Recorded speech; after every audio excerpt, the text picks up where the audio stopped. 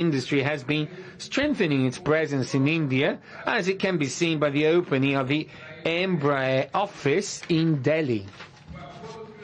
The trilateral agreement between Mazagon Dock and the Indian and Brazilian navies is going to be part of the maintenance activities for submarines of the Scorpion class and other military vessels. All of these efforts will help for us to reach the target that Prime Minister Modi and I agreed on last year of increasing our trade flow to $20 billion by 2030.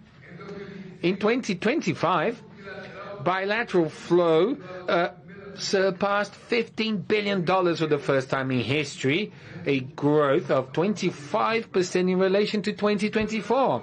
We are moving forward so fast that we should revisit our goal of reaching 30 billion in exchange by 2025.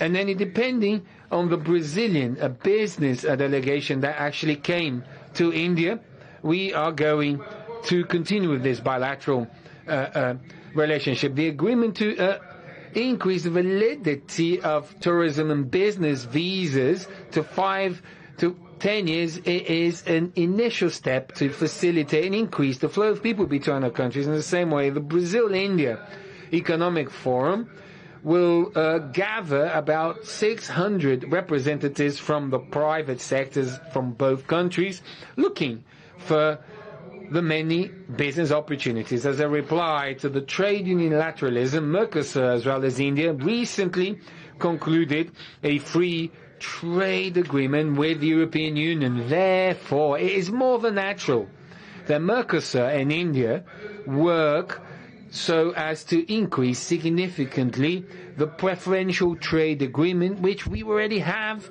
in force amongst us. My friends, a turbulent global scenario requires our countries to strengthen and deepen our strategic dialogue. I hosted the presidency of the G20 in Prime Minister Modi in 2024. I've received the presidency from him, and this year India received from Brazil the presidency of BRICS. This presidency flow between our countries is extremely beneficial to the interests of the global South. India and Brazil are crucial voices at the UN, at the WTO and G20. We are partners in building a multilateral governance which is more just, peaceful, governed by international law. Prime Minister Modi and I talked at length about how we can persevere the paths to peace. There is no possibility of having a fair, sustainable development in a conflicted world. As stated by Prime Minister Modi at the BRICS summit in Rio de Janeiro, it is impossible for us to run a 21st century software in old typewriters from the 20th century. We emphasize our commitment with the UN reform, particularly of the Security Council, so that it may represent the interests from Global South and that have Brazil and India as natural candidates. Here it is important to remind the Indian and Brazilian press that for over 20 years, Brazil, India, Japan and Germany set up a group called G4, where we defend the increase of the UN Security Council, which is something that hasn't happened until now, but will definitely happen soon, because the UN needs more representation. The UN needs to have the force, the strength to interfere in the conflicts that we see throughout the world today.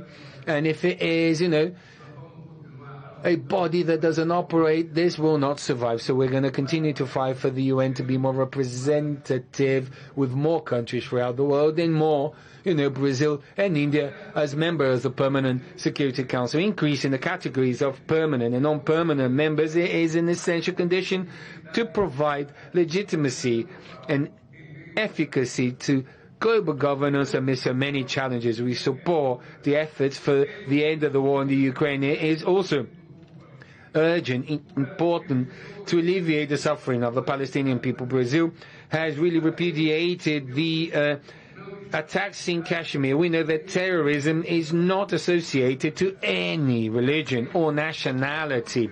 Also, it cannot be confused as public security challenges that many countries face. These are different phenomena, and that should not be used as an excuse for intervention at the margin of international law. I reaffirm to Prime Minister Modi that Brazil is committed to keeping South America as a zone of peace. After all, the only wars that humanity should engage in is the wars against hunger, poverty, and environmental degradation. This state visit provides a new chapter for a long journey of bilateral cooperation between Brazil and India.